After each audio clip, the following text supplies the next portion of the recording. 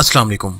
आप देख रहे हैं राय हदायत टीवी और मैं हूं रजा मकसूद। तमाम तारीफें अल्लाह रब्बुल इज़्ज़त के लिए कि जिसने हमें ईमान की नेमत से सरफराज फरमाया और बेहद दुरूद व सलाम जनाब रसूलुल्लाह सल्लल्लाहु अलैहि वसल्लम पर कि जिनको अल्लाह ने सरताज रसूल और खातमुन नबीयीन बनाया। दोस्तों, ये बात हम अच्छी तरह जानते हैं कि इस दुनिया का वजूद आर्जी है। असल जिंदगी मौत के बाद शुरू होनी है। इसी तरह क़यामत का एक दिन मुकर्रर है और वो आकर रहेगा। जनाब रसूलुल्लाह सल्लल्लाहु अलैहि वसल्लम ने अपनी उम्मत को दोनों जहानों के बारे में रहनुमाई फरमाई। छोटी से छोटी बात को पहले खुद अमल करके उम्मत को दिखाया और फिर उम्मत को इस पर अमल पैरा होने की तरगीब दी। दोस्तों, मेरा मानना है कि इस वक्त हम फितनों के अंदर घिरे हुए हैं और हम में से बहुत से लोग इस फितने को पहचान भी नहीं रहे। इसलिए मैंने सोचा कि क़यामत की निशानियों पर एक सीरीज शुरू करनी चाहिए कि जिसमें हम जानने की कोशिश करें कि एंड ऑफ टाइम्स में मुसलमानों को किन फितनों का सामना होगा और उस वक्त एक मुसलमान की क्या हिकमत अमली होनी चाहिए। इसलिए दोस्तों, मैंने अल्लाह की मदद और नुसरत से ये फाइनल प्रोफेसीज की सीरीज स्टार्ट की है, जिसमें हम कोशिश करेंगे कि क़यामत की 10 बड़ी निशानियों के बारे में जिक्र करें, जिसमें जज़ीरतुल अरब में लोगों का ज़मीन में धंसना, मशरिक और मगरिब में लोगों का ज़मीन में धंसना, दज्जाल का ज़हूर, हज़रत ईसा अलैहिस्सलाम का नुज़ूल या याजूज माजूज का खरूज, सूरज का मगरिब से तलू होना, फिर दैबतुल अर्ज़ का निकलना, धुएं का निकलना और यमन के शहर के आखिरी इलाकों से आग का निकलना। तो दोस्तों, फाइनल प्रोफेसीज की फर्स्ट एपिसोड में हम 5 ऐसे वाक़यात को जानेंगे कि जिसके बाद फितने दज्जाल का आगाज होगा, यानी जिसके बाद दज्जाल का ज़हूर होगा।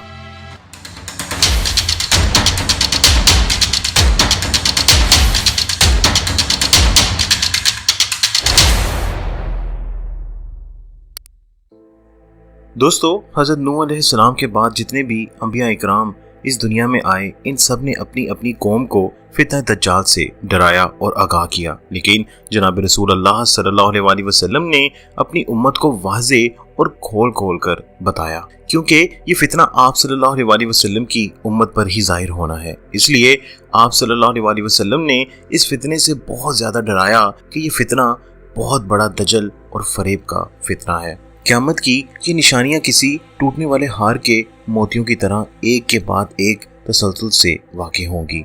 जनाब रसूल सल्लल्लाहु अलैहि वसल्लम ने फरमाया कि जिसका मफ़हूम है कि क़यामत की निशानियां तार में पिरोए हुए मोतियों की मानिद हैं। बस अगर तार टूट जाए तो मोती एक के बाद एक तेज़ी से गिरना शुरू हो जाएंगे। फिर दोस्तों, अब हम उन 5 वाक़यात की तरफ आते हैं कि जिसके बाद फितना दज्जाल का आगाज़ होगा। दोस्तों, सबसे पहले है वो नाकहत साली के साल। जनाब रसूल सल्लल्लाहु अलैहि वसल्लम ने फरमाया कि जिसका मफ़हूम है कि दज्जाल की आमद से कबल 3 बरस बहुत सख्ती और शिद्दत के होंगे। लोग इन सालों में खुराक की शदीद किल्लत का शिकार होंगे। पहले साल अल्लाह ताला आसमान को हुक्म देगा कि वो अपनी 1/3 बारिश रोक ले और ज़मीन को हुक्म देगा कि वो अपनी 1/3 पैदावार रोक ले। फिर अगले साल आसमान को हुक्म देगा कि वो अपनी 2/3 यानी 2/3 बारिश रोक ले और ज़मीन को हुक्म होगा कि वो अपनी 2/3 पैदावार रोक ले। तीसरे साल अल्लाह ताला आसमान को हुक्म देंगे कि वो अपनी तमाम बारिश रोक ले और ज़मीन को हुक्म देंगे कि वो अपनी सारी पैदावार रोक ले। नतीजा ये होगा कि आसमान से पानी का एक कतरा तक ना गिरेगा और ज़मीन से कोई खुराक पैदा ना होगी।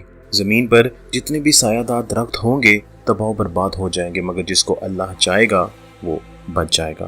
दोस्तों, लोगों ने सवाल किया कि अल्लाह के रसूल सल्लल्लाहु अलैहि वसल्लम, इस सूरत में लोगों का सोर्स ऑफ इनकम क्या होगा? जनाब रसूल सल्लल्लाहु अलैहि वसल्लम ने फरमाया, वो ला इलाहा इल्लल्लाह, अल्लाहु अकबर और अल्हम्दुलिल्लाह कसरत से पढ़ेंगे और यही जिक्र इनके लिए खुराक का काम करेगा।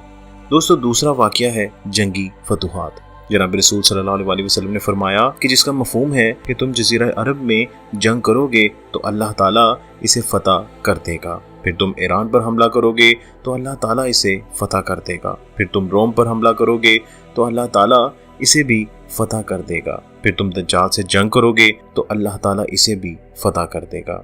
इसका मतलब कि दज्जाल के साथियों से लड़ाई होगी और अल्लाह पाक फ़तह नसीब फरमाएंगे। दोस्तों, दूसरे मकाम पर कुछ यूँ इरशाद फरमाया, जिसका मफ़हूम है कि बैतुल मुक़द्दस के आबाद होने से मदीना की बर्बादी शुरू हो जाएगी। مدینہ کی بربادی ہوئی تو ایک عظیم مارکا شروع ہو جائے گا۔ وہ مارکا شروع ہوا تو قسطنطنیہ فتح ہو جائے گا، اور جب قسطنطنیہ فتح ہو گیا تو پھر جلد ہی دجال کا خروج ہوگا۔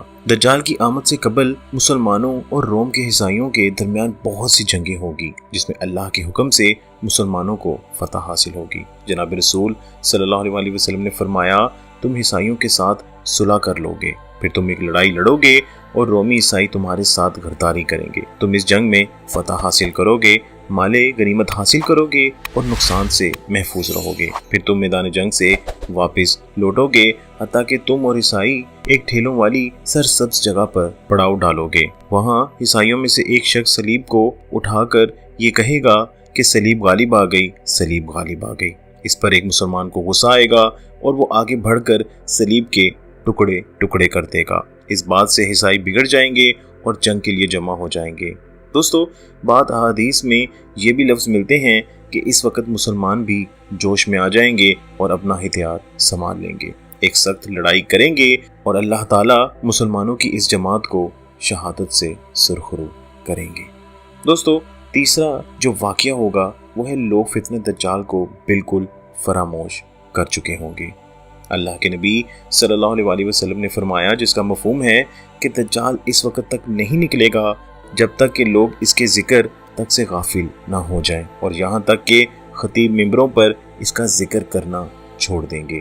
دوستو، اس حدیث سے یہ بات بالکل واضح ہے کہ آج ہم اپنی موجود اور آنے والی نسلوں کو اس کے ذکر سے بالکل غافل کر چکے ہیں۔ ہماری نوجوان نسل کو ٹک ٹاک سے فرصت نہیں۔ اس نام نہاد نسل کو کیا پتا کہ ہماری آنکھوں پر کون سی غفلت کی پٹی بندھی ہے۔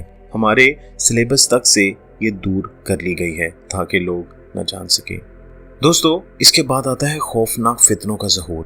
جناب رسول صلی اللہ علیہ وسلم نے ایک طویل حدیث میں ارشاد فرمایا، جس کا مفہوم ہے کہ پھر خوشحالی کا فتنہ ظاہر ہوگا جو ایک ایسے شخص کے قدموں سے اٹھے گا جو میرے اہل بیت سے ہوگا۔ وہ خود کو میرے خاندان میں خیال کرے گا، مگر در حقیقت اس کا مجھ سے کوئی تعلق نہ ہوگا، کیونکہ میرے دوست تو فقط متقی ہیں۔ پھر لوگ ایسے شخص پر متفق ہو جائیں گے جو اپنی جہالت کی وجہ سے بادشاہیت کے لیے کسی صورت موزوں نہ ہوگا۔ دوستو، جناب رسول صلی اللہ علیہ وسلم نے فرمایا کہ اس کے بعد ایک بہت ہولناک فتنہ شروع ہوگا۔ اس فتنے کا اثر اور تکلیف میری امت کے ہر شخص کو پہنچے گی، کوئی بھی اس سے محفوظ نہ رہے گا۔ جب بھی کہا جائے گا کہ یہ فتنہ ختم ہو گیا ہے تو وہ پہلے سے بھی زیادہ شدت اختیار کر جائے گا۔ آدمی صبح کو مومن ہوگا اور شام کو کافر ہوگا، حتیٰ کہ لوگ دو گروہوں میں بٹ جائیں گے، ایک ایمان والے جو نفاق سے بالکل پاک ہوں گے اور دوسرے نفاق والے جو ایمان سے خالی ہوں گے۔ جب یہ حالات ہو جائیں تو اس وقت دجال کا انتظار کرنا، اسی روز آ جائے یا اگلے روز ظاہر ہو جائے۔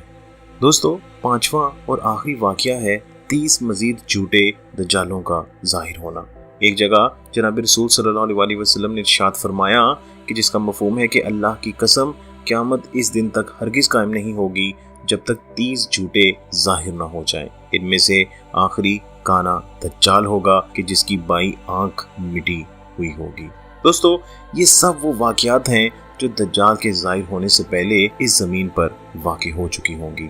اس میں کچھ شک نہیں کہ چھوٹی نشانیوں کے بعد بڑی نشانیاں بھی ظاہر ہوں گی۔ اس لیے دوستو، ہمیں موقع کو غنیمت جاننا چاہیے اور ابھی بھی وقت ہے کہ اللہ اور اس کے رسول صلی اللہ علیہ وسلم کے بتائے ہوئے راستے پر چلیں۔ یہ مت سوچیں کہ کون کیا کر رہا ہے، صرف یہ سوچیں کہ کیا آپ کا طریقہ اللہ کے نبی کے بتائے ہوئے طریقے کے مطابق ہے یا نہیں۔ ہر آنے والا دن گزرے ہوئے دن سے بدتر ہوتا جا رہا ہے اور ہم ابھی غفلت کی نیند میں سو رہے ہیں۔ ایسی غفلت کی نیند میں ہی کسی دن موت اچانک آ جائے گی، اور جس کی موت واقع ہو گئی سمجھ لو اس کے لیے قیامت شروع ہو گئی۔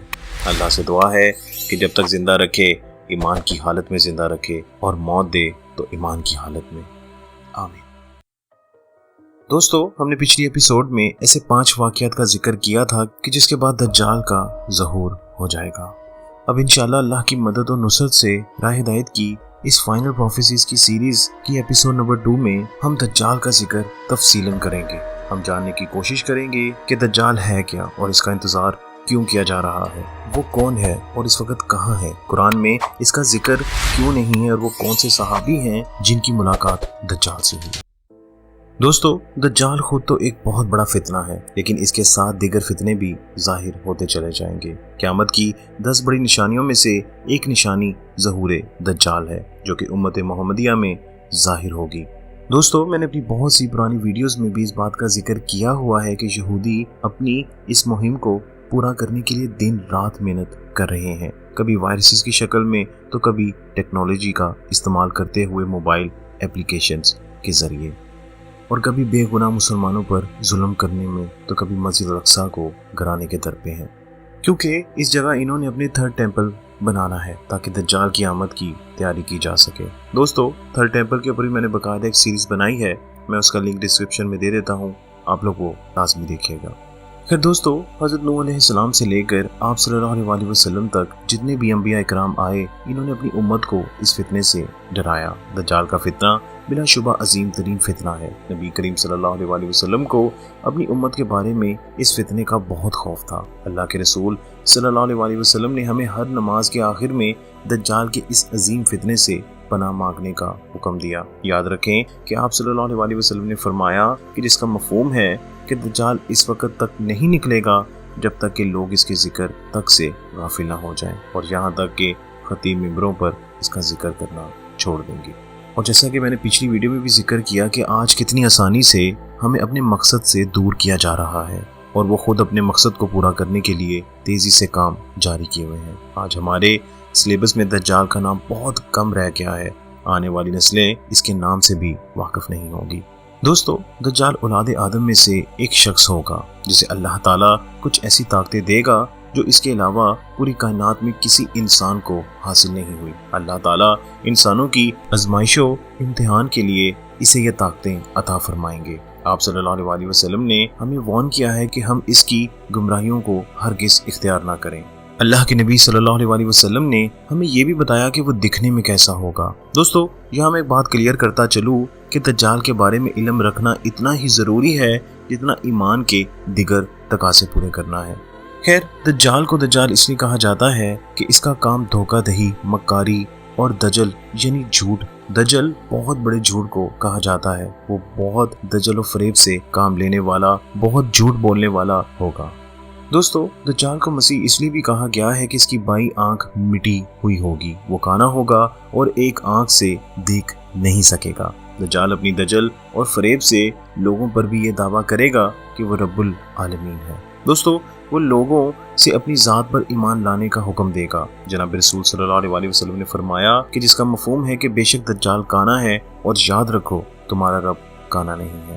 دوستو دجال کے پاس اللہ تعالیٰ کی طرف سے دی گئی کچھ طاقتیں ہوں گی جن کی مدد سے وہ لوگوں کو فتنے میں مبتلا کرے گا۔ یوں تو اللہ تعالیٰ نے قرآن مجید میں کئی چھوٹی اور بڑی نشانیوں کا ذکر فرمایا ہے، مثلا قیامت قریب آن پہنچی۔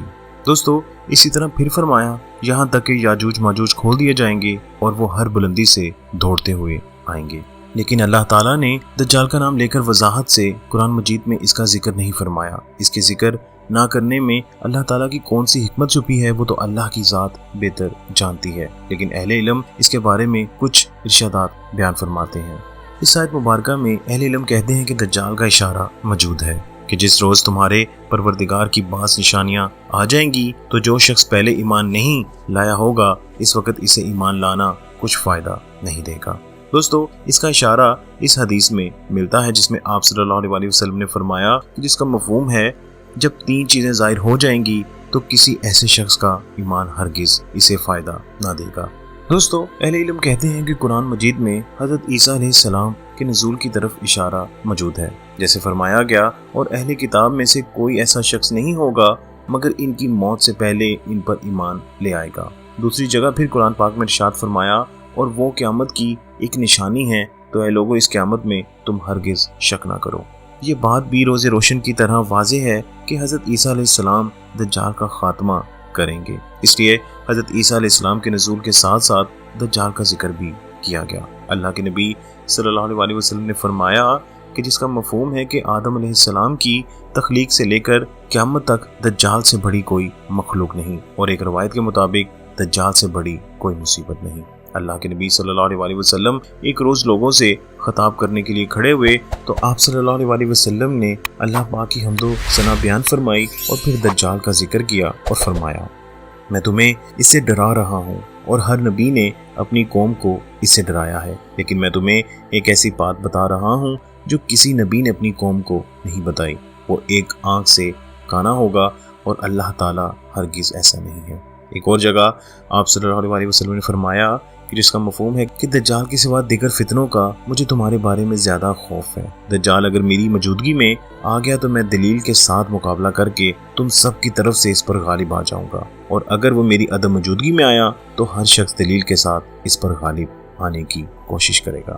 اللہ تعالیٰ میری جگہ ہر مسلم کا خود دفاع کرے گا۔ دوستو، آپ صلی اللہ علیہ وسلم نے دجال کے بارے میں بتاتے ہوئے فرمایا کہ جس کا مفہوم ہے اس کا قد چھوٹا ہوگا اور پنڈلیوں کے درمیان دوری ہونے کی وجہ سے اس کی چال عیبدار ہوگی، یعنی ٹھیک نہیں ہوگی۔ اس کے بال نرم اور سیدھے نہ ہوں گے، یعنی گنگرالے ہوں گے۔ اس کی دونوں آنکھوں کے درمیان لکھا ہوگا کافارا، اور اس کو ہر پڑھا لکھا اور ان پڑھ مومن اچھی طرح پڑھ لے گا۔ وہ بے اولاد ہوگا۔ دوستو، دجال کی جو نشانیاں بیان ہوئی ہیں ان سے صاف ظاہر ہوتا ہے کہ وہ ایک چھوٹے قد، مضبوط جسم والا اور بڑے سر والا شخص ہوگا۔ بال اس طرح کے گھنے اور گھنگریلے ہوں گے اور جلد کا رنگ سفید ہوگا۔ اس کی دونوں پنڈلیوں کے درمیان فاصلہ زیادہ ہوگا۔ اس کی دونوں آنکھوں کے درمیان کافرا یعنی کافر لکھا ہوگا۔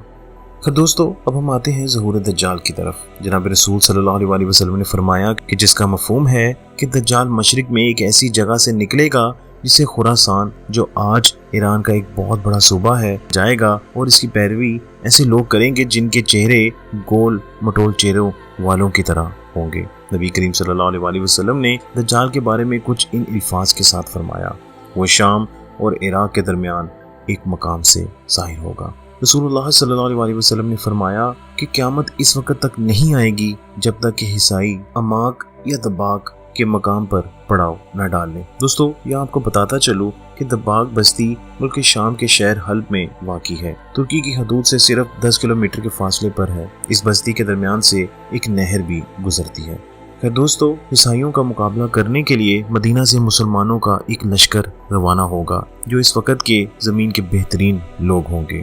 جب دونوں لشکر ایک دوسرے کے مقابل آ جائیں گے تو عیسائی کہیں گے کہ تم لوگ ذرا ہٹ جاؤ، پہلے ہمیں ان لوگوں سے لڑائی کر لینے دو جو ہم میں سے گرفتار ہو گئے تھے۔ دوستو، اس بات سے معلوم ہوتا ہے کہ مسلمانوں اور عیسائیوں کے درمیان پہلے بھی بہت سی جنگیں ہو چکی ہوں گی جس میں مسلمان فتح یاب ہوئے تھے۔ عیسائیوں کو قیدی بنا لیا گیا تھا جو بعد میں مسلمان ہو گئے تھے، اور اب اسلامی لشکر میں شامل ہو کر عیسائیوں سے جہاد کرنے کے لیے آئے ہوئے ہوں گے۔ مگر مسلمان کہیں گے کہ نہیں، اللہ کی قسم، ہم اپنے ان بھائیوں سے کبھی الگ نہ ہوں گے۔ لڑائی شروع ہوگی تو مسلم لشکر کا 1/3 حصہ میدان جنگ سے فرار ہو جائے گا۔ اللہ تعالیٰ کبھی ان کی توبہ قبول نہیں کرے گا۔ اس لشکر کے 1/3 لوگ جہاد کرتے ہوئے شہید ہو جائیں گے۔ یہ لوگ اللہ کے نزدیک افضل ترین شہداء میں سے ہوں گے۔ باقی 1/3 یعنی 1/3 لشکر لڑائی میں فتح حاصل کر لے گا۔ یہ لوگ کبھی فتنے میں مبتلا نہیں ہوں گے، اور یہی لوگ قسطن دنیا کو فتح کریں گے جب وہ اپنی تلواریں زیتون کے درختوں سے لٹکا کر مال غنیمت تقسیم کر رہے ہوں گے۔ تو شیطان ان کے درمیان آ کر آواز لگائے گا کہ لوگوں، تمہارے بعد مسیحی دجال تمہارے گھروں میں داخل ہو گیا ہے۔ شیطان کی یہ خبر تو جھوٹی ہوگی، مگر جب وہ شام میں پہنچیں گے تو واقعی مسیح دجال کا ظہور ہو چکا ہوگا۔ دوستو، یہاں پہ آپ کو بتاتا چلوں کہ شیطان کا مقصد انہیں گھبراہٹ اور خوف میں مبتلا کرنا ہوگا۔ خیر دوستو، ایک موقع پر جناب رسول صلی اللہ علیہ وسلم نے فرمایا کہ جس کا مفہوم ہے، کیا تم جانتے ہو کہ آج میں نے تمہیں مسجد میں کیوں جمع کیا ہے؟ تو صحابہ اکرام رضوان اللہ اجمعین نے عرض کی کہ اللہ اور اس کا رسول ہی بہتر جانتا ہے۔ جناب رسول صلی اللہ علیہ وسلم نے فرمایا کہ اللہ کی قسم، میں نے تم لوگوں کو کسی رغیبت دلانے یا ڈرانے کے لیے جمع نہیں کیا، بلکہ میں نے تمہیں اس لیے بلایا ہے کہ تمہیں ایک اہم واقعہ بتاؤں کہ تمیم داری جو کہ نصرانی تھے میرے ہاں آئے اور میرے ہاتھ پر بیعت کر کے مسلمان ہو گئے، اور انہوں نے مجھے ایک واقعہ سنایا جو میری ان احادیث کے مطابق ہے جو میں تم لوگوں سے مسیح دجال کے بارے میں بیان کر رہا ہوں۔ तमीम दारी ने मुझे बताया कि वो कबीला बनु लखाम और बनु जज़म के 30 लोगों के हमरा बहरी जहाज में सफर में थे कि पानी की भरी हुई मौजों ने इनके जहाज को रास्ते से भटका दिया। वो 1 माह तक सफर में भटकने के बाद जजीरे के करीब जा निकले और गरूब आफ्ताब के वक्त जहाज को जजीरे के करीब ले गए। फिर छोटी कश्ती में बैठकर जजीरे तक पहुंचे और फिर इसमें दाखिल हो गए। वहाँ इन्हें घने और मोटे बालों वाला एक जानवर दिखाई दिया। बालों की कसरत की वजह से ये नहीं पता चलता था कि इसकी अगली साइड कौन सी है और पिछली कौन सी। इन्होंने ताज्जुब से कहा, तेरा सत्यानाश हो, तू क्या चीज है? तो इसने कहा, मैं जसासा हूँ। इन्होंने कहा कि जसासा क्या होता है? इसने कहा, तुम लोग इस शख्स के पास जाओ जो अलग थलग और एक दूर जगह में रहता है, वो तुम्हारे बारे में जानने का बहुत ख्वाहिशमंद है। इस जसासा ने जब अपना नाम लिया तो हमें अंदेशा हुआ कि जसासा कहीं कोई शैतान तो नहीं। हम जल्द ही इस खानका की तरफ चल पड़े। जब हम इसमें दाखिल हुए तो हमने एक अजीबो गरीब इंसान को देखा जो बहुत मजबूती से बंधा हुआ था। दोस्तों, वो दज्जाल था। मैंने इस पर मुकम्मल तफसील के साथ एक वीडियो बनाई है, उसका लिंक मैं डिस्क्रिप्शन में दे देता हूँ, आप लोग वो लाजमी देखिएगा। खैर दोस्तों, तमीम दारी का पूरा किस्सा बताने के बाद जनाब रसूल सल्लल्लाहु अलैहि वसल्लम ने फरमाया कि जिसका मफहूम है कि मुझे तमीम दारी की बात अच्छी लगी क्योंकि वो मेरी इस बात के मुताबिक थी जो मैं दज्जाल के बारे में मक्का और मदीना के मुतालिक तुमसे बयान किया करता था। खबरदार रहो, दज्जाल शाम या यमन के समुद्र में है, बल्कि वो मशरिक की जानिब है, वो मशरिक की जानिब है, वो मशरिक की जानिब है। और आप सल्लल्लाहु अलैहि वसल्लम ने अपने हाथ से मशरिक की तरफ इशारा फरमाया। दोस्तों, मदीना से मशरिक की जानिब इराक और ईरान वाक़ है। खैर दोस्तों, हदीस नबी सल्लल्लाहु अलैहि वसल्लम के मुताबिक पूछने वाले ने पूछा कि दज्जाल की ज़मीन पर रफ्तार क्या होगी, तो अल्लाह के प्यारे हबीब सल्लल्लाहु अलैहि वसल्लम ने फरमाया, वो बारिश की तरह होगा जिसके पीछे हवा हो। मतलब ये है कि वो बहुत तेज़ी से ज़मीन के हर हिस्से में पहुंच जाएगा और ज़मीन पर घूमेगा। दोस्तों, एक और जगह आप सल्लल्लाहु अलैहि वसल्लम ने यूं इरशाद फरमाया कि जिसका मफहूम है कि दज्जाल इस वक्त निकलेगा जब लोगों में दीन की कमी होगी और इल्म ख़त्म हो चुका होगा। वो ज़मीन में 40 रोज़ तक फिरेगा। इनमें से एक दिन एक साल की तरह, एक दिन एक महीने की तरह और एक दिन एक हफ्ते के बराबर होगा और बाद के दिन तुम्हारे आम दिनों की तरह होंगे। दोस्तों, हदीस में आता है कि इसके पास एक गधा होगा जिस पर वो सवार होगा। इसके दोनों कानों के दरमियान 40 हाथ का फासला होगा। वो लोगों के पास आके कहेगा कि मैं तुम्हारा रब हूँ, हालांकि वो एक आंख से काना होगा और तुम्हारा रब हरगिज ऐसा नहीं। वो हर पानी और चश्मे के पास से गुजरेगा मगर मक्का और मदीना में दाखिल ना हो सकेगा क्योंकि अल्लाह ताला ने इन दोनों शहरों को इस पर हराम कर दिया है और फरिश्ते इन शहरों के दरवाज़ों पर पहरा दे रहे होंगे कि मसीह दज्जाल मशरिक की जानिब से आएगा। इसका इरादा मदीना में दाखिल होने का होगा मगर जब वो जबल ओहद के पीछे पहुंचेगा तो फरिश्ते इसके आगे आ जाएंगे और इसका मुंह शाम की तरफ फेर देंगे और वो वहीं जा मरेगा। दोस्तों, एक दूसरी रवायत के मुताबिक आप सल्लल्लाहु अलैहि वसल्लम ने एक रोज़ लोगों को खुतबा देते हुए फरमाया, नजात का दिन और क्या है नजात का दिन, नजात का दिन और क्या है नजात का दिन, नजात का दिन और क्या है नजात का दिन। आपने ये बात 3 मरतबा दोहराई। आप सल्लल्लाहु अलैहि वसल्लम से पूछा गया नजात के दिन से क्या मुराद है, तो आप सल्लल्लाहु अलैहि वसल्लम ने फरमाया, दज्जाल आएगा, वो जबल ओहद पर चढ़कर मदीना की तरफ देखेगा और अपने साथियों से कहेगा, क्या तुम्हें ये सफ़ेद महल नज़र आ रहा है? ये अहमद की मस्जिद है। फिर जब मदीना की तरफ आएगा तो हर रास्ते पर एक फरिश्ते को सामने पाएगा जो नंगी तलवार लिए हुए खड़े होंगे। चुनाचे शाम की जानिब जरफ के मकाम पर वो अपना खैमा लगाएगा। इसके बाद मदीना 3 दफ़ा लरज़ उठेगा जिसके असर से तमाम फासिक और मुनाफिक मर्द और औरत मदीना को छोड़कर दज्जाल की तरफ निकल आएंगे। यही यौम निजात होगा। दोस्तों, बाज़ लोग कहते हैं मदीना का एक इलाका है जो मदीना की शुमाली जानिब 3 मील के फासले पर वाक़ है और बहुत से लोग कहते हैं ये वो रास्ता है जो शाम के हजाज यूज़ करते हैं। खैर दोस्तों, मक्का मदीना के सिवा दुनिया की तमाम इलाकों में दज्जाल चला जाएगा क्योंकि ये 2 शहर अल्लाह के हुक्म से इस पर हराम किए गए हैं, इसलिए वो मक्का और मदीना में दाखिल नहीं हो सकेगा।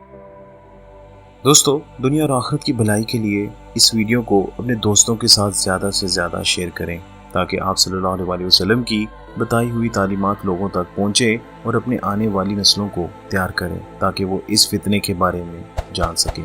अल्लाह रब्बुल इज़्ज़त से दुआ है कि इस फितने से हम सबको बचाए। आमीन। दोस्तों, फितने दज्जाल की तबाहियों का अंदाज़ा इस बात से लगाया जा सकता है कि जनाब रसूल सल्लल्लाहु अलैहि वसल्लम ने खुद इस फितने से अल्लाह की पनाह मांगी, और जब आप सल्लल्लाहु अलैहि वसल्लम दज्जाल का जिक्र सहाबा इकराम रिज़वानुल्लाह अलैहि अजमाइन के सामने फरमाते तो खौफ के आसार इनके चेहरों पर आया होते। सहाबा को जो बात परेशानी में मुब्तला करती वो थी दज्जाल की धोखेबाजी और फरेब देना।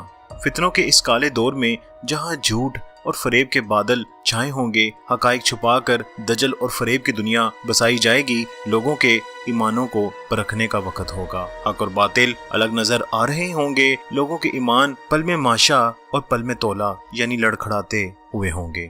इसी दौर में बहुत से ऐसे लोग भी होंगे जो दज्जाल का इंतजार कर रहे होंगे, और इस वक्त पता चलेगा कि अल्लाह के बंदे कौन हैं और शैतान के बंदे कौन। अल्लाह के बंदे तो पहाड़ों और गारों में अपने ईमान की हिफाजत कर रहे होंगे, क्योंकि इस दजल यानी झूठ और फरेब की दुनिया में इनका इस तरह छुप जाना ही बेहतर होगा।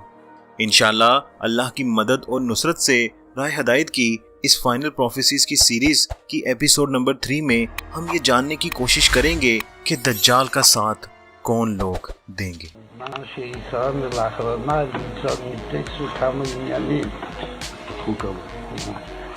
מה שלא יאות, וגם משהו שעדיין משאיר ליבו, אז הייתה מה שהוא ממה ידיעתו. הכנראה שהיא מספיק, כאילו שהיום כבר שוד, כמה שוד בגיל ועדיין ליבו.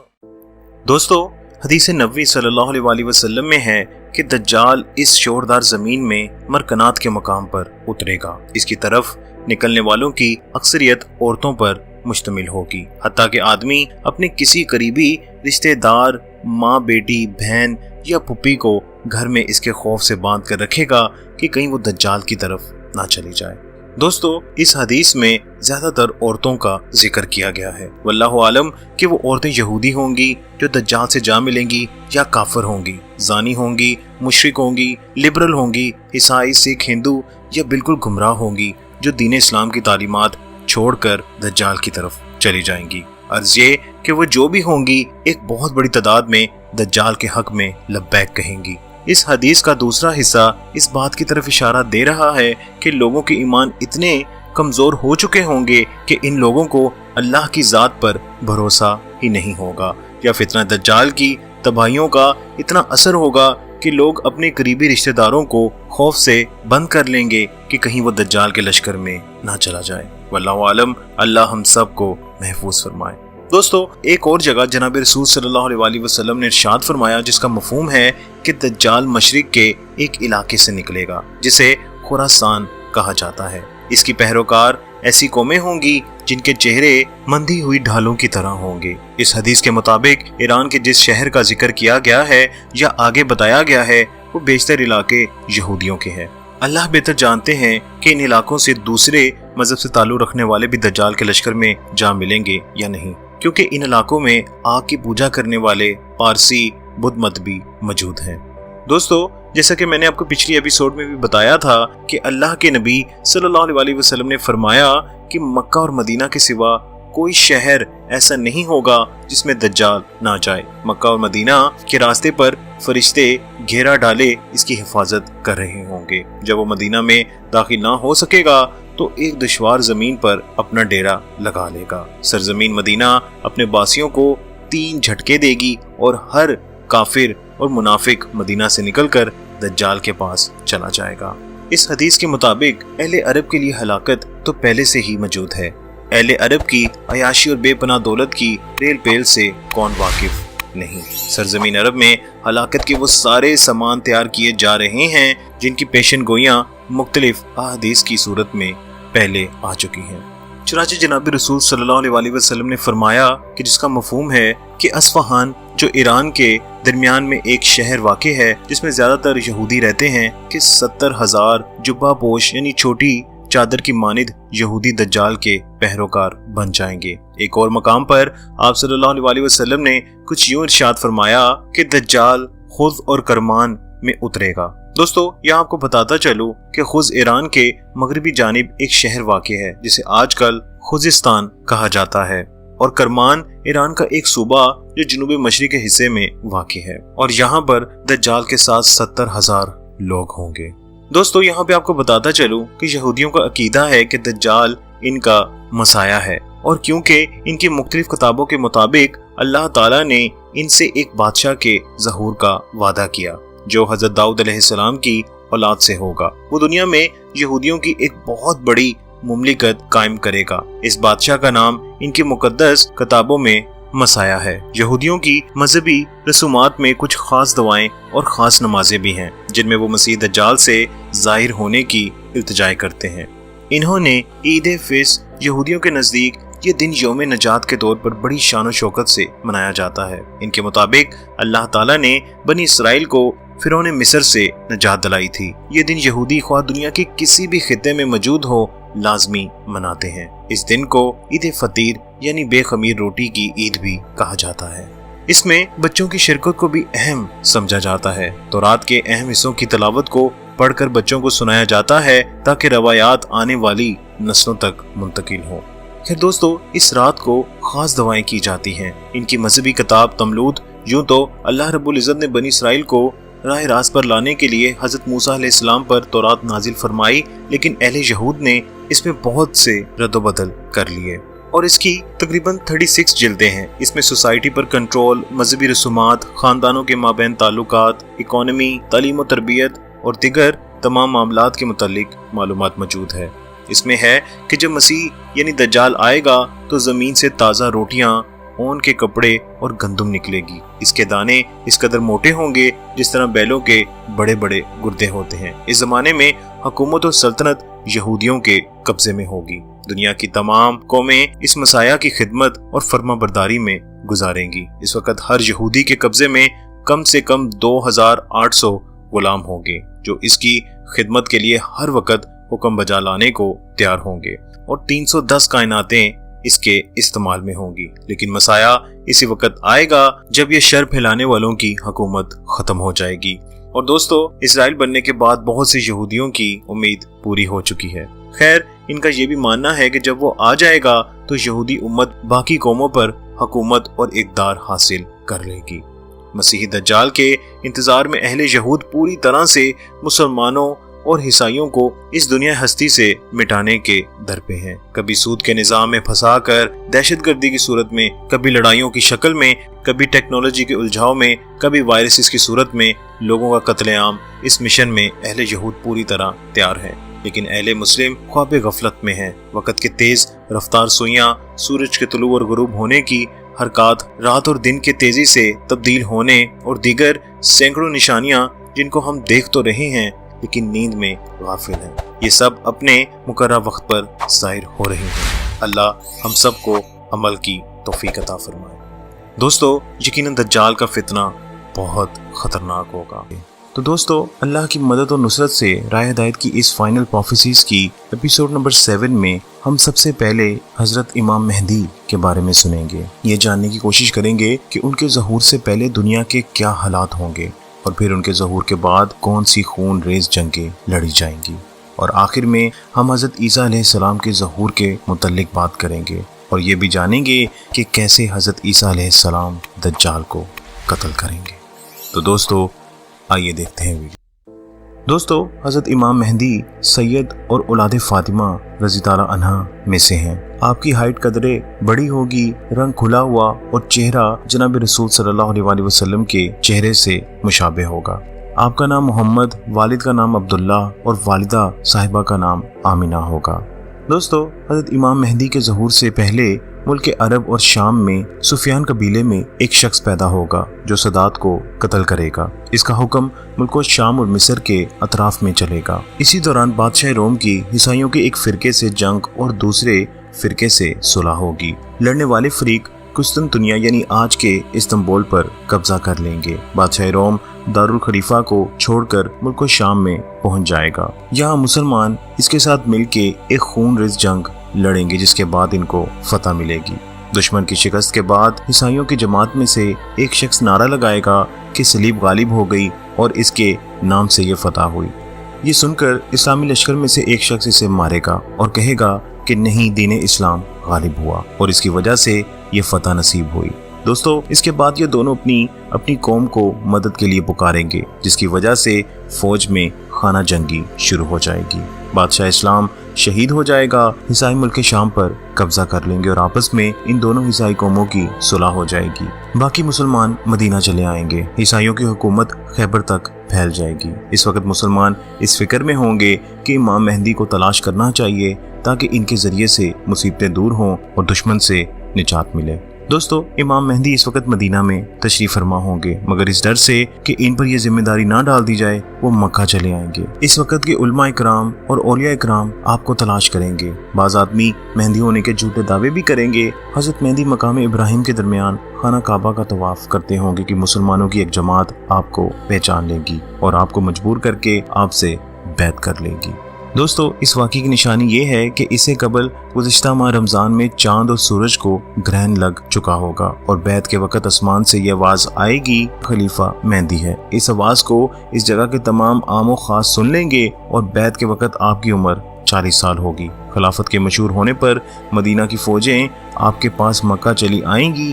تمام عراق اور یمن کے اولیاء اکرام، علماء اکرام آپ کی محبت میں اور ملک عرب کے تمام لوگ آپ کے لشکر میں داخل ہو جائیں گے۔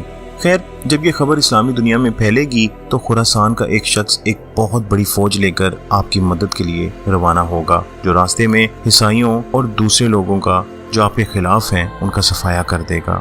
اس لشکر کی کمان منصور نامی ایک شخص کے ہاتھ میں ہوگی۔ وہ سفیانی، جس کا میں پہلے ذکر کر چکا ہوں، اہل بیت کا دشمن ہوگا۔ اس کی ننیال قوم بنو کعب ہوگی۔ وہ حضرت امام مہدی کے مقابلے کے لیے اپنی فوج بھیجے گا۔ جب یہ فوج مکہ اور مدینہ کے درمیان ایک میدان میں پہاڑ کے دامن میں مقیم ہوگی تو اسی جگہ اس فوج کے نیک اور بد سب کے سب زمین کے اندر دھس جائیں گے۔ ان میں سے صرف 2 آدمی بچیں گے، ایک حضرت امام مہدی کو اس واقعے کی اطلاع دے گا اور دوسرا سفیانی کو۔ دوستو، دوسری طرف عرب کی فوجوں کا حال سن کر عیسائی بھی چاروں طرف سے فوجوں کو جمع کرنے کی کوشش میں لگ جائیں گے اور اپنے اور روم کے ملکوں سے ایک بڑی فوج لے کر امام مہدی کے مقابلے کے لیے شام میں جمع ہو جائیں گے۔ ان کی فوج کے اس وقت 70 جھنڈے ہوں گے اور ہر جھنڈے کے نیچے 12,000 سپاہی ہوں گے۔ حضرت امام مہدی مکہ سے روانہ ہو کر مدینہ پہنچیں گے اور جناب رسول صلی اللہ علیہ وسلم کے روزے کی زیارت کر کے شام کی جانب روانہ ہو جائیں گے۔ دمشق کے پاس آ کر عیسائیوں کی فوج سے مقابلہ ہوگا۔ اس وقت امام مہدی کی فوج کے 3 گروپس ہو جائیں گے۔ ایک گروپ خوف سے بھاگ جائے گا، اللہ تعالیٰ ان کی توبہ ہرگز قبول نہ فرمائے گا۔ باقی فوج میں سے کچھ تو شہید ہو کر بدر اور احد کے شہداء کے مرتبے تک پہنچ جائیں گے اور کچھ لوگ فتح یاب ہو کر ہمیشہ کے لیے گمراہی سے چھٹکارا پا لیں گے۔ دوستو، حضرت امام مہدی دوسرے روز پھر عیسائیوں کے مقابلے کے لیے نکلیں گے۔ اس روز مسلمانوں کی ایک جماعت یہ پرومس کر کے نکلے گی کہ یا میدان جنگ فتح کریں گے یا مر جائیں گے۔ یہ جماعت سب کی سب شہید ہو جائے گی۔ حضرت امام مہدی باقی چھوٹی سی جماعت کے ساتھ لشکر میں واپس آئیں گے اور دوسرے دن پھر ایک بڑی جماعت یہ پرومس کر کے نکلے گی کہ فتح کے بغیر میدان جنگ سے واپس نہیں آئیں گے یا پھر مر جائیں گے، اور حضرت امام مہدی کے ہمراہ بڑی بہادری کے ساتھ جنگ کریں گے اور آخر میں یہ بھی جام شہادت نوش کریں گے۔ شام کے وقت امام مہدی تھوڑی سی جماعت کے ساتھ واپس اپنی قیام گاہ پر تشریف لے جائیں گے۔ چوتھے روز پھر ایک خون ریز جنگ ہوگی۔ مسلمانوں کی جماعت تعداد میں بہت کم ہوگی مگر اللہ تعالیٰ ان کو فتح نصیب فرمائیں گے۔ عیسائی بہت بڑی تعداد میں قتل ہوں گے اور باقی وہاں سے بھاگ جائیں گے۔ مسلمان ان کا پیچھا کر کے ان کو قتل کریں گے۔ اس کے بعد امام مہدی بے انتہا انعام اس میدان کے جہاں بازوں پر تقسیم فرمائیں گے، مگر اس مال سے کسی کو خوشی حاصل نہ ہوگی، کیونکہ اس جنگ کی بدولت بہت سے خاندان اور قبیلے ایسے ہوں گے جن میں سے صرف ایک آدمی ہی بچا ہوگا۔ اس کے بعد امام مہدی حقوق و لباد کی انجام دہی میں مصروف ہو جائیں گے، چاروں طرف اپنی فوجیں پھیلا دیں گے اور ان مہمات سے فارغ ہو کر فتح قسطنطنیہ کے لیے روانہ ہو جائیں گے۔ دوستو، بحر روم کے کنارے پر پہنچ کے قبیلہ بنو اسحاق کے 70,000 بہادروں کو کشتی پر سوار کر کے اس شہر کو فتح کرنے کے لیے، جس کو آج کل استنبول کہتے ہیں، مقرر فرمائیں گے۔ جب یہ شہر کے قریب پہنچ کر نعرہ تکبیر بلند کریں گے تو اللہ کے بابرکت نام سے اس شہر کی دیواریں یکا یک گر جائیں گی۔ مسلمان شہر میں داخل ہو جائیں گے और दुश्मनों को ख़त्म करके मुल्क का इंतज़ाम नहायत अदल और इंसाफ के साथ करेंगे। शुरू की बैत से इस वक्त तक 6-7 साल का अरसा गुजरेगा। इमाम मेहदी मुल्क के बंदोबस्त ही में मसरूफ़ होंगे कि अफवाह उड़ेगी कि दज्जाल निकल आया है।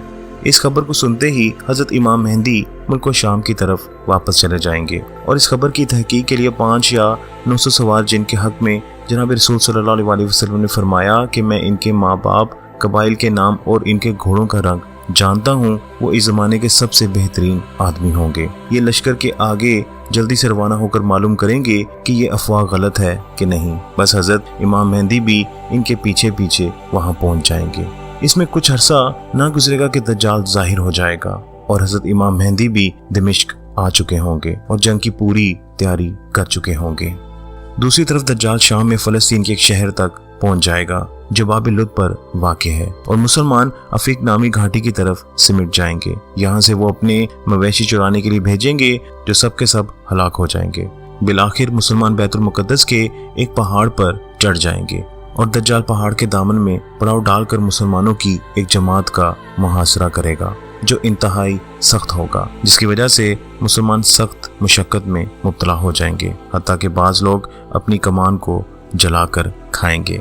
बिलाखिर दज्जाल आखिरी बार जॉर्डन के इलाके में अफीक नामी घाटी पर नमूदार होगा। इस वक्त जो भी अल्लाह ताला और यौम आखिरत पर ईमान रखता होगा वो वादी जॉर्डन में मौजूद होगा। दज्जाल 1/3 मुसलमानों को कत्ल कर देगा और 1/3 को शिकस्त देगा और सिर्फ 1/3 मुसलमान बाकी बचेंगे।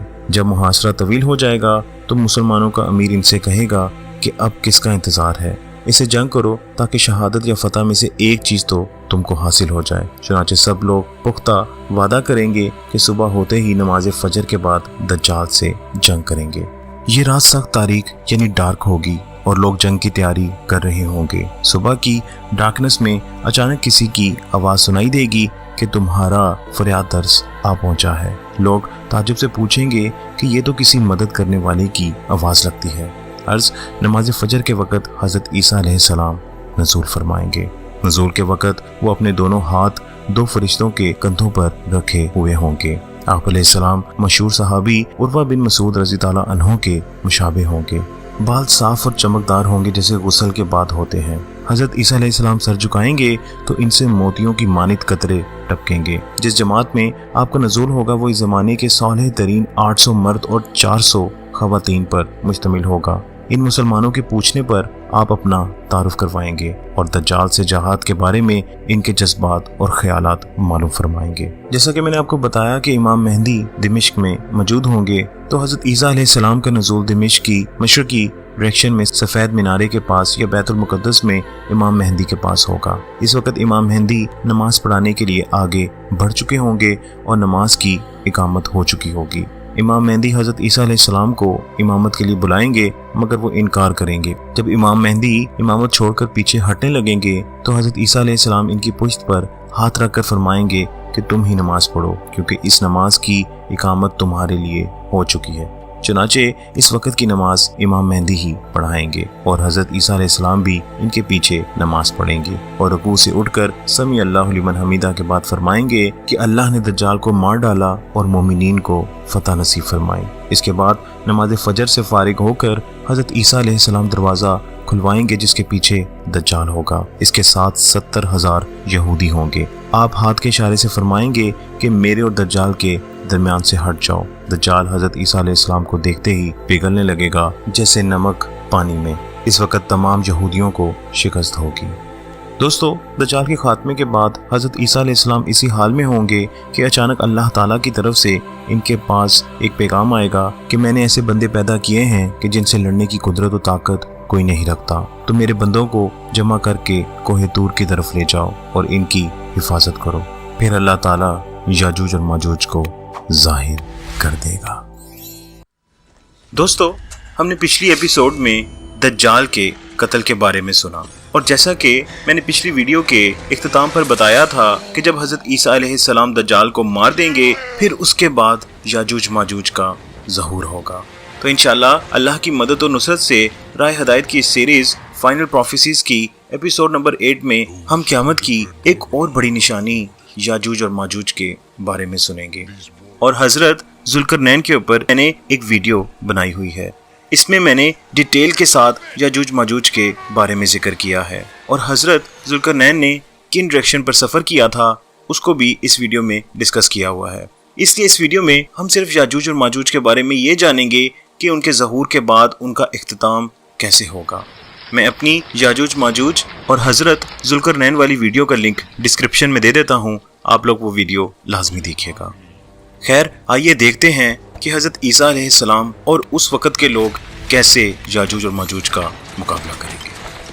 दोस्तों, क़यामत की बड़ी निशानियों में से एक निशानी याजूज माजूज का खुलना भी है। याजूज माजूज कत्लो गारत करने वाली वहशी कौम होगी जो हज़रत जुल्करनैन की बनाई हुई दीवार के पीछे कैद है। ये वहशी, जालिम और खूनखार लोग हैं। क़यामत से पहले अल्लाह के हुक्म से इनका बंद यानी वो दीवार खोल दी जाएगी और ये पूरी इंसानियत पर टूट पड़ेंगे। याजूज माजूज की तादाद पूरी इंसानियत की तादाद के मुकाबले में कम से कम 1 और 10 की निस्बत से होगी। याजूज माजूज के निकलने का वक़्त ज़हूरे मेहदी अलैहिस्सलाम फिर सैयदना ईसा अलैहिस्सलाम के नुज़ूल और कत्ल दज्जाल के बाद होगा।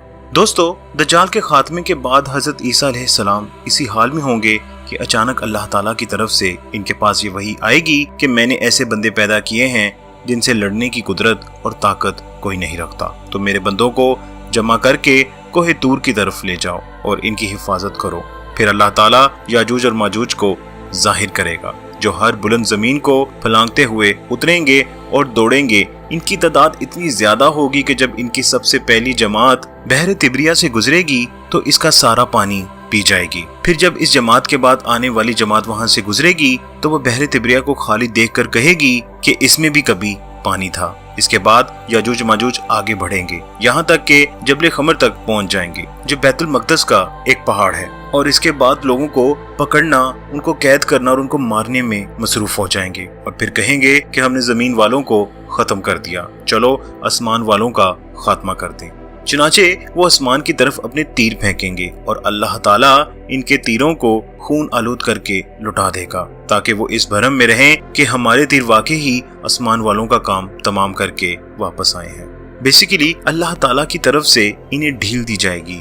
और एक पॉइंट ऑफ व्यू ये भी है कि वो तीर फिजा में परिंदों को लगेंगे और इनके खून से आलूदा होकर वापस आएंगे। बस इसमें इस तरफ इशारा है कि दज्जाल का फितना जमीन तक ही महदूद नहीं रहेगा बल्कि जमीन के ऊपर भी फैल जाएगा। इस अरसे में अल्लाह के नबी हजरत ईसा अलैहिस्सलाम और इनके साथी कोहे तूर पर रुके हुए होंगे। इनकी मुसीबत इस कदर बढ़ जाएगी कि हदीस में आता है कि बैल का सर तुम्हारे आज के 100 दिनारों से बेहतर होगा। जब ये हालत हो जाएगी तो अल्लाह के नबी ईसा अलैहिस्सलाम और इनके साथी याजूज माजूज की हलाकत के लिए दुआ करेंगे। बस अल्लाह ताला इनकी गर्दनों में नगफ यानी कीड़े पड़ जाने की बीमारी भेज देगा जिसकी वजह से वो सब मर जाएंगे। दोस्तों, अब हम जानने की कोशिश करते हैं कि ये कीड़ा नगफ क्या है। अंग्रेजी में इसे मायासिस कहा जाता है। ये एक किस्म का कीड़ा है जो जिंदा इंसानों के ऑर्गन्स और सेल्स से गिजा हासिल करके जिंदा रहता है। ये माल मवेशी के लिए खतरनाक कीड़ा है जो पूरे माल को हलाक कर देता है। सिर्फ ऑस्ट्रेलिया में इस कीड़े की वजह से सालाना $170 मिलियन का नुकसान होता है। मुख्तलिफ ममालिक में ये कीड़ा इंसानों को भी लगता है। मेडिकल रिपोर्ट्स के मुताबिक ये कीड़ा बाज मरीजों की आंखों, मुंह, कान और दीगर ऑर्गन से निकाला गया है। अगर आप कमजोर दिल नहीं हैं तो गूगल पर ये टाइप करें तो आपको खतरनाक तस्वीरें मिलेंगी। ताज़ा तरीन रिपोर्ट्स के मुताबिक ये कीड़ा दीगर ममालिक के अलावा अब मिडिल ईस्ट के बाज ममालिक जैसे इराक, मिस्र, यमन और सऊदी अरब के अलावा खलीजी ममालिक में भी पाया गया है। ये कीड़ा नाक के जरिए जिस्म में दाखिल होता है और अगर फौरी इलाज ना करवाया जाए तो मौत का सबब बन जाता है। ये वो नगफ नामी कीड़ा है जो याजूज माजूज की मौत का सबब बनेगा। एक जालिम वैशी कौम का मुकाबला करना किसी इंसान के बस की बात नहीं होगी, मगर अल्लाह ताला इस वैशी कौम पर अपने नामालूम लश्करों में से एक कमजोर सा कीड़ा मुसल्लत कर देगा जिसे अगर 2 उंगलियों में दबाया जाए तो वो मर जाएगा। एक अजीम और वैशी कौम की हलाकत एक कमजोर कीड़े से करने में बड़ी हिकमत है कि दरअसल तमाम तर ताकत और सारे इख्तियारात मेरे अल्लाह के कब्जे में हैं। खैर दोस्तों, याजूज माजूज के मौत के घाट उतर जाने के बाद अल्लाह के नबी और इनके साथी इस बात से आगाह होकर पहाड़ से उतर आएंगे और इन्हें जमीन पर एक टुकड़ा भी ऐसा नहीं मिलेगा जो याजूज माजूज की चर्बी और बदबू से खाली हो। इस मुसीबत के वक्त हजरत ईसा अलैहिस्सलाम और इनके साथी अल्लाह ताला से दुआ करेंगे। तब अल्लाह ताला ऊंट की गर्दन जैसी लंबी गर्दनों वाले परिंदों को भेजेंगे जो याजूज माजूज की लाशों को उठाकर जहां अल्लाह की मर्जी होगी फेंक आएंगे। एक और रवायत में यह है कि वो परिंदे इन लाशों को बैतुल मुकद्दस के एक इलाके में फेंक आएंगे और मुसलमान याजूज माजूज की कमानों तीरों को 7 साल तक चलाते रहेंगे। फिर अल्लाह ताला एक जोरदार बारिश भेजेगा जिससे कोई भी मकान, ख्वाह वो मिट्टी का हो या पत्थर का, नहीं बचेगा। वो बारिश जमीन को धोकर आईने की तरह साफ कर देगा। फिर जमीन को हुक्म दिया जाएगा कि अपने फलों यानी अपनी पैदावार को निकाल और अपनी बरकत को वापस ला। चुनाचे जमीन की पैदावार इस वक्त इस कदर बाबरकत होगी कि 10 से लेकर 40 आदमियों तक की पूरी जमात एक अनार के फल से पेट भर के खाएगी और इस अनार के छिलके से लोग साया हासिल करेंगे और दूध में भी बरकत दी जाएगी, यानी ऊंट और बकरियों के थनों में दूध बहुत होगा। यहाँ तक कि दूध देने वाली एक ऊंटनी लोगों की बड़ी जमात के लिए काफी होगी। बहरहाल लोग इस तरह की खुशहाल और अमनो चैन की जिंदगी गुजार रहे होंगे कि अल्लाह ताला एक खुशबूदार हवा भेजेगा जो इनकी बगल के नीचे के हिस्से को पकड़ेगी, यानी इस हवा की वजह से इनकी बगलों में दर्द पैदा होगा और फिर वो हवा हर मोमिन और हर मुसलमान की रूह कब्ज कर लेगी और सिर्फ बदकार और शरीर लोग दुनिया में बाकी रह जाएंगे जो आपस में गधों की तरह मिक्स हो जाएंगे और इन्हीं लोगों पर क़यामत कायम होगी। इस पूरी रवायत को मुस्लिम ने नकल किया है।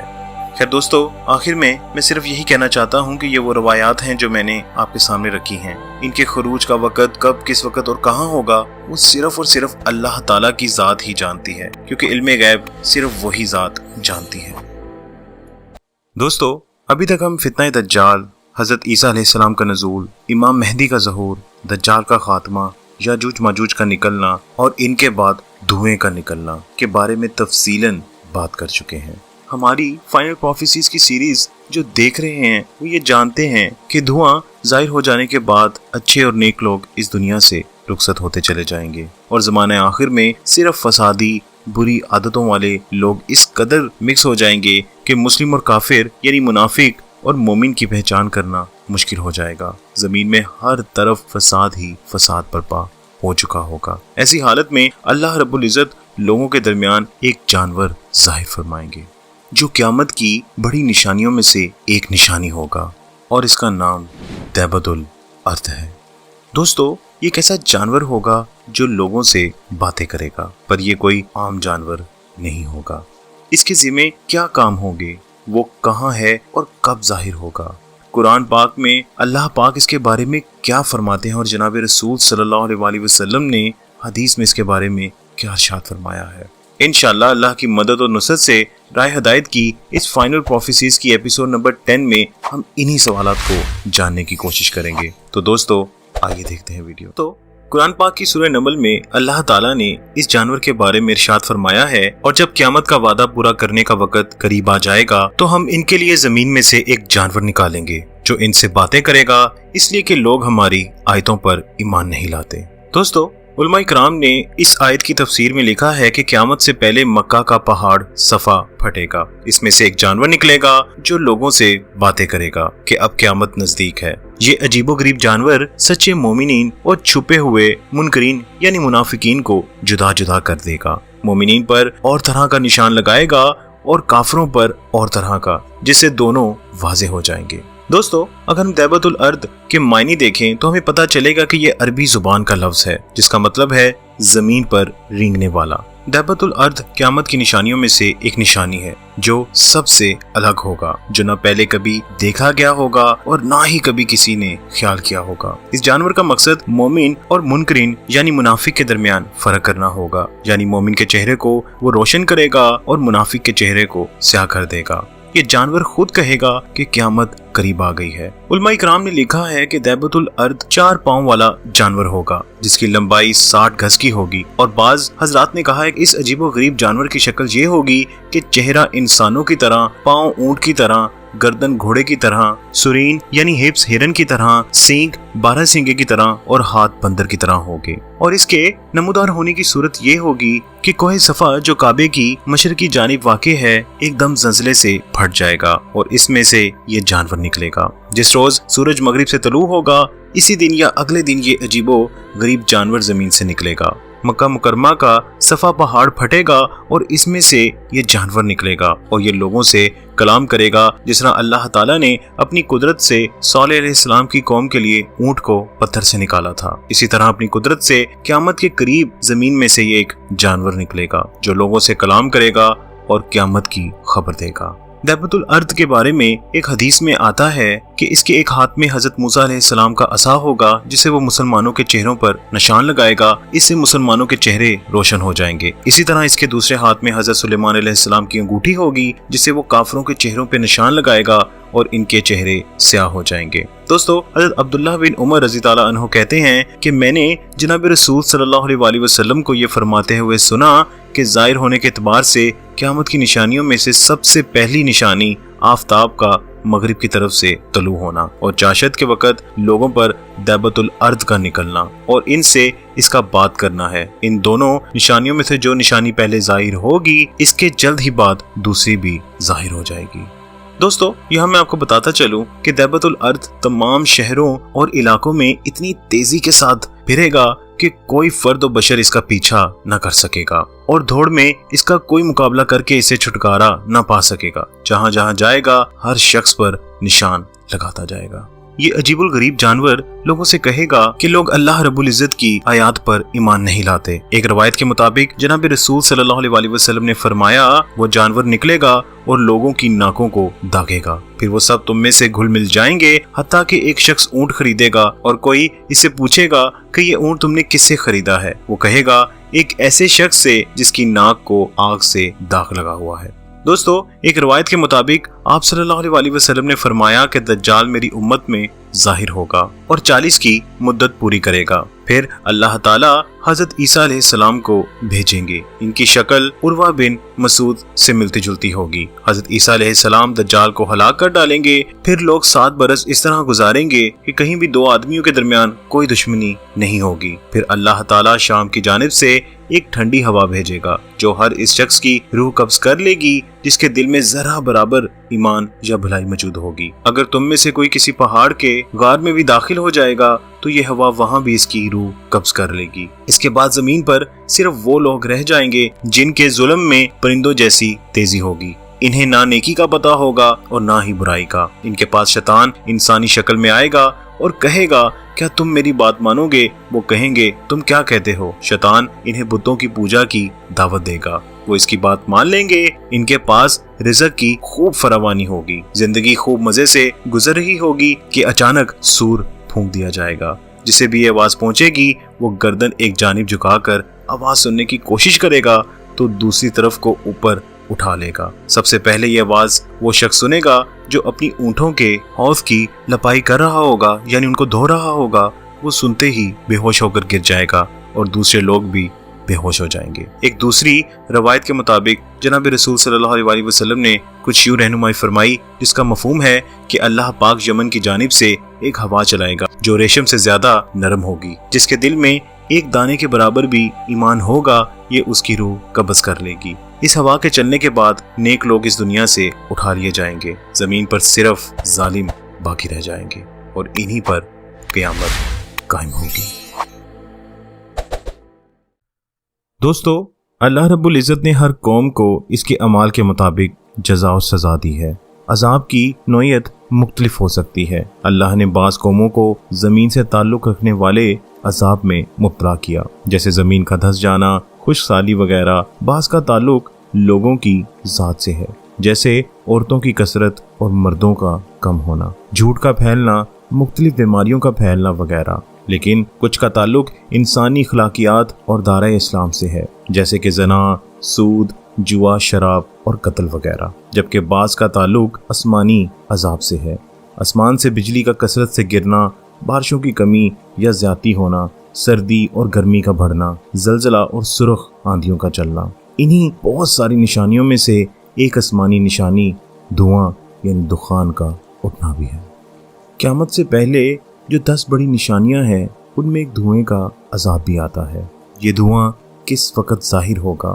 یہ دھوئیں کا یعنی دخان کا عذاب کیسا ہوگا؟ کافر اسے دیکھ کر کیا کہیں گے؟ انشاءاللہ اللہ کی مدد و نصرت سے رائے ہدایت کی اس فائنل پروفیسیز کی ایپیسوڈ نمبر 9 میں ہم اسی ٹاپک پر بات کریں گے۔ تو دوستو آئیے دیکھتے ہیں۔ دوستو اس سے پہلے ہم دھواں یعنی دخان کے بارے میں بات کریں، میں چاہتا ہوں کہ ہم قرآن پاک کی اس آیت کو غور سے سن لیں جس میں اس دھوئیں کا ذکر ہے۔ اعوذ باللہ من الشیطان الرجیم، بسم اللہ الرحمن الرحیم۔ حامیم۔ قسم ہے اس وضاحت والی کتاب کی، یقیناً ہم نے اسے بابرکت رات میں اتارا ہے، بے شک ہم ڈرانے والے ہیں۔ اسی رات میں ہر ایک مضبوط کام کا فیصلہ کیا جاتا ہے، ہمارے پاس سے حکم ہو کر، ہم ہی ہیں رسول بنا کر بھیجنے والے آپ کے رب کی مہربانی سے، وہی ہے سننے والا جاننے والا۔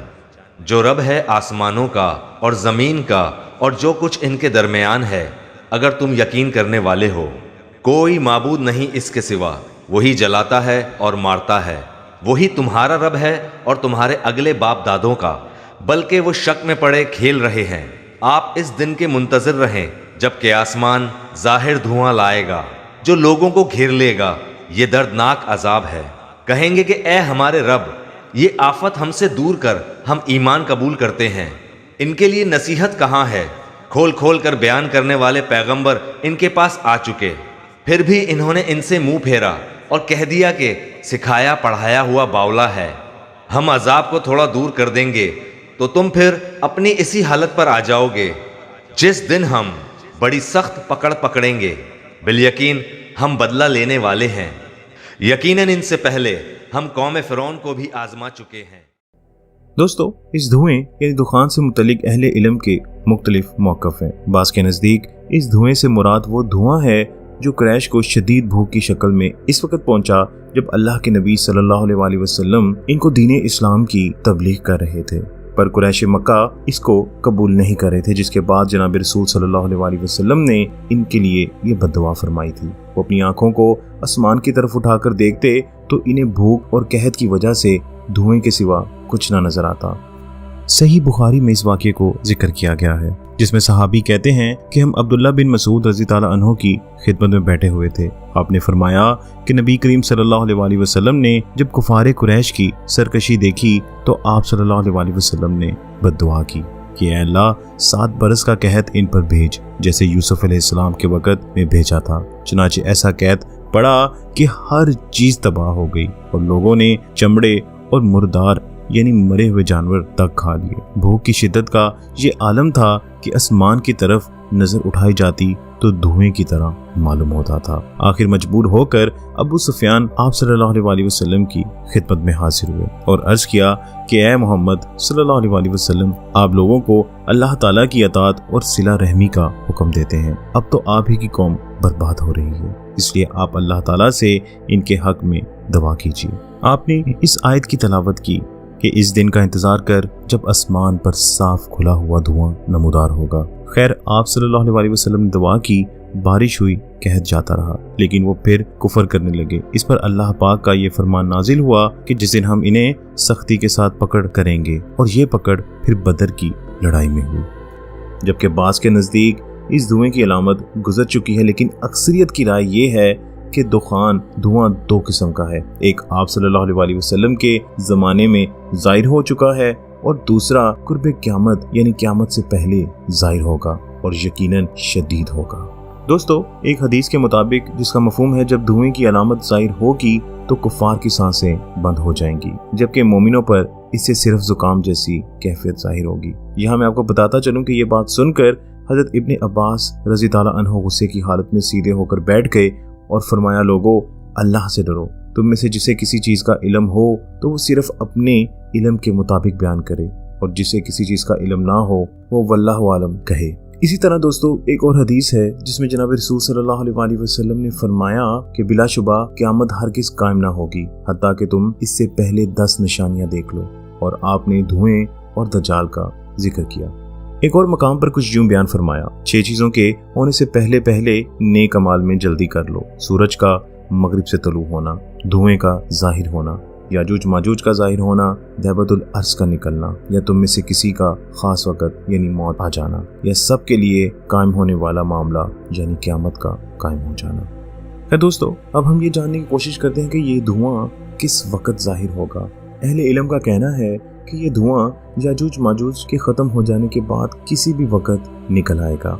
जैसा कि मैंने अपनी पिछली वीडियो के इख्तिताम में बताया कि एक हवा चलेगी जिससे मुसलमानों के बाजू यानी बगलों में दर्द शुरू होगी और उसके बाद मुसलमानों का इंतकाल हो जाएगा। तो गालिबन उलमा इकराम का यही कहना है कि ये धुआं उस वक़्त जाहिर होगा। और एक जगह ये भी मिलता है कि ये धुआं 40 दिन रहेगा। मोमिनीन की हालत ऐसे हो जाएगी जैसे जुकाम होता है और काफिर इसे मदहोश हो जाएंगे। इनके कानों, नथनों और जिस्म के सुराखों से धुआं निकलेगा। इसी तरह एक और जगह आता है कि एक हवा चलेगी जिसकी वजह से तमाम मुसलमान, हत्ता कि जिसके दिल में थोड़ा सा भी ईमान होगा, वो बाकी ना रहेगा। इस दुनिया में सिर्फ जालिम ही जिंदा रहेगा। इन लोगों को ना कोई नेकी मालूम होगी और ना कोई बुराई। इसके बाद 40 साल ऐसे होंगे जिसमें किसी के घर औलाद ना होगी और फिर 40 साल से कम उम्र का कोई इंसान ना रहेगा। बस सिर्फ काफिर ही बाकी रह जाएंगे और इन पर क़यामत कायम होगी। दोस्तों, वीडियो के इख्तिताम में मैं हज़रत अब्दुल्लाह रज़ी ताला अन्हु जो एक सहाबी हैं उनका वाक़या बयान करता हूँ। वो कहते हैं कि एक दिन मैं हज़रत इब्न अब्बास रज़ी ताला अन्हु के पास गया तो इन्होंने कहा कि मैं रात भर सो नहीं सका हत्ता कि सुबह हो गई। हज़रत अब्दुल्लाह कहते हैं कि मैंने पूछा किस लिए, तो हज़रत अब्बास कहने लगे कि लोगों ने बताया है कि दुमदार सितारा तलू हो चुका है। मुझे खदशा हुआ कि कहीं धुआं न आन पहुंचा हो। इसी ख्याल से मैं पूरी रात न सो सका। इस बात से ये वाज़ेह होता है कि सहाबा इकराम को किस कदर खौफ था क़यामत का कि वो सारी रात मौत के खौफ से डर के जिंदगी गुजारते थे। और एक हम है कि जिसे मौत तो दूर की बात है, क़यामत की ये निशानियां, मखसूस किस्से और कहानियां मालूम होती हैं। अल्लाह से दुआ है कि अल्लाह ताला हमारे ईमान की हिफाजत फरमाए।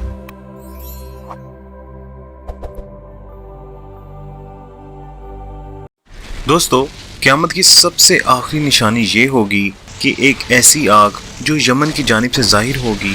इस आग का मकसद लोगों को मैदान महशर यानी शाम की तरफ लेकर जाना होगा।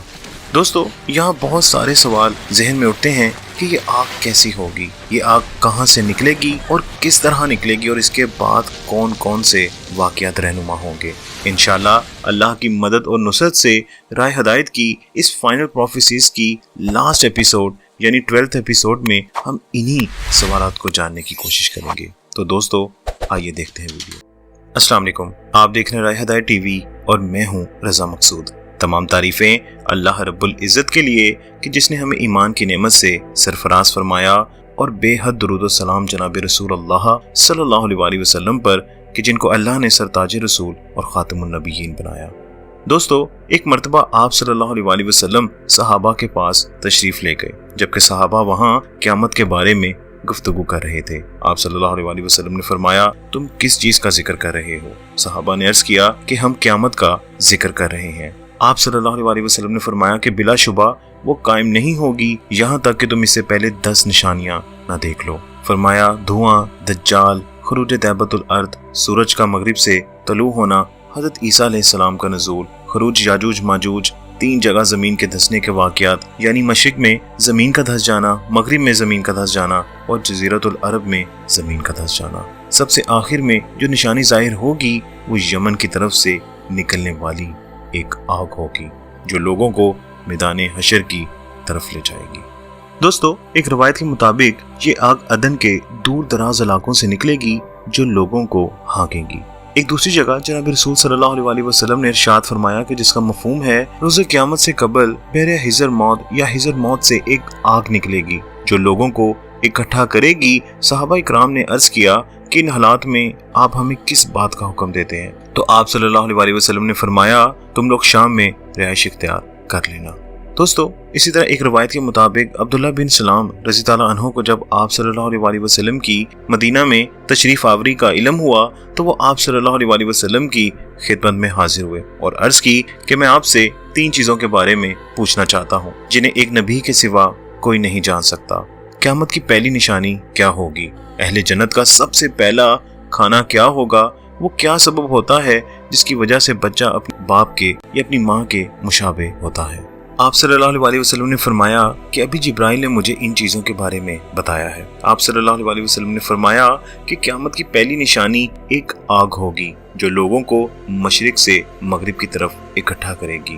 اہل جنت کا پہلا کھانا ایک مچھلی کے جگر کا کنارہ ہوگا۔ جہاں تک بچے کی مشابہت کا معاملہ ہے تو مرد جب عورت سے ملتا ہے تو اس کا پانی عورت کے پانی پر سبقت لے جاتا ہے تو بچہ باپ کے مشابہ ہوتا ہے، اور اگر عورت کا پانی سبقت لے جائے تو بچہ ماں کے مشابہ ہوتا ہے۔ عبداللہ بن سلام نے کہا کہ میں شہادت دیتا ہوں کہ آپ اللہ کے رسول ہیں۔ دوستو، یہاں میں یہ بات بتاتا چلوں کہ یہ آگ جو لوگوں کو میدان حشر کی طرف لے کر جائے گی، اس آگ کے علاوہ ہوگی جس کے بارے میں بتایا گیا ہے کہ وہ ارض حجاز میں ظاہر ہوگی اور جس سے بصرہ کے اونٹوں کی گردنیں روشن ہو جائیں گی۔ وہ آگ 7ویں صدی ہجری میں ظاہر ہو چکی ہے اور یہ قیامت کی چھوٹی نشانیوں میں سے ہے۔ خیر دوستو، ایک روایت کے مطابق جناب رسول صلی اللہ علیہ وسلم نے فرمایا کہ لوگوں کو میدان حشر میں 3 طریقوں سے لایا جائے گا۔ کچھ خوف سے آئیں گے، کچھ ایک اونٹ پر، یا 2-2، 3-3، 4-4 یا 10-10 افراد ہوں گے۔ باقی لوگوں کو آگ اکٹھا کرے گی۔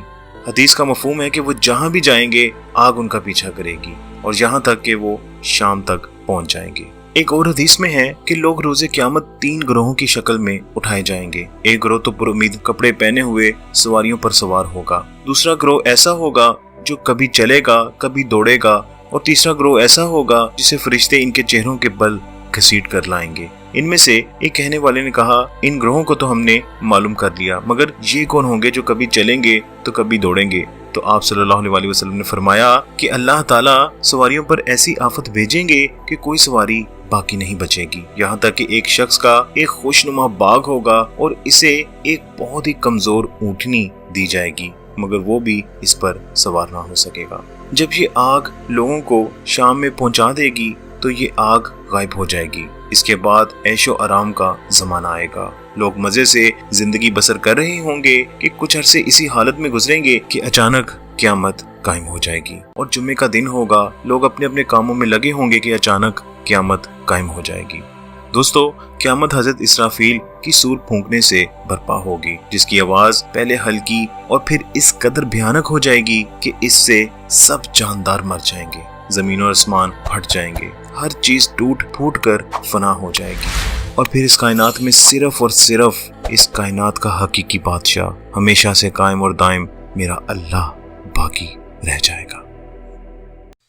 قیامت کی نشانیوں میں سے ایک بہت بڑی نشانی سورج کا مغرب سے طلوع ہونا ہے۔ جو شخص مغرب سے سورج طلوع ہونے سے پہلے توبہ کر لے گا، اللہ پاک اس کی توبہ قبول فرما لیں گے، پر جب سورج مغرب سے طلوع ہوگا اس کو ہر شخص دیکھ لے گا۔ ہر شخص کی صرف ایک ہی خواہش ہوگی کہ وہ کسی طرح توبہ کر لے، پر اس وقت توبہ کا دروازہ بند ہو چکا ہوگا۔ دوستو، اللہ کی مدد اور نصرت سے راہ ہدایت کی اس فائنل پروفیسیز کی سیکنڈ لاسٹ ایپیسوڈ یعنی 11ویں ایپیسوڈ میں ہم سورج کا مغرب سے نکلنے کے بارے میں سنیں گے اور یہ جاننے کی کوشش کریں گے کہ قرآن اور حدیث پاک میں اس وقت کے کیا حالات بتائے گئے ہیں۔ تو دوستو، آئیے دیکھتے ہیں۔